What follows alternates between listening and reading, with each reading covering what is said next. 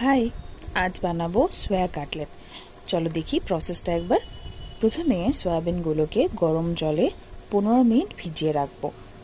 বেশ নরম হয়ে যাবে, জিনিসটা ফুলে গিয়ে ততক্ষণ পর্যন্ত সেটা ভিজবে। দেখো কীরকম নরম আছে। এবার একটা ছাঁকনির ব্যবহার করে সয়াবিনগুলোর জল থেকে বার করে নেব। তারপর একটু নর্মাল জলে সয়াবিনগুলোকে ধুয়ে নেব। এবার মিক্সিতে সয়াবিনগুলোকে দিয়ে দেবো মিক্সার বোলে। এবার হালকা পেস্ট করব, খুব বেশি না, যাতে কুচি কুচি থাকে।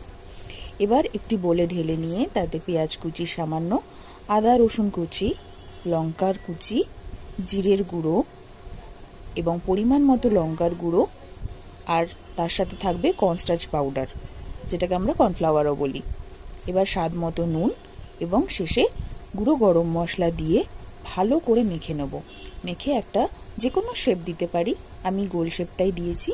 এবার কড়াইতে একটু রিফাইন তেল গরম করে নিয়ে এক এক করে ফ্রাই করে নিলেই রেডি হয়ে যাবে আমাদের সোয়া কাটলেট। আমার খেতে এটা বেশ ভালো লেগেছে। একটা অন্যরকম রেসিপি আমি ট্রাই করেছি। তোমাদের ভিডিও কেমন লাগলো আমাকে জানিও।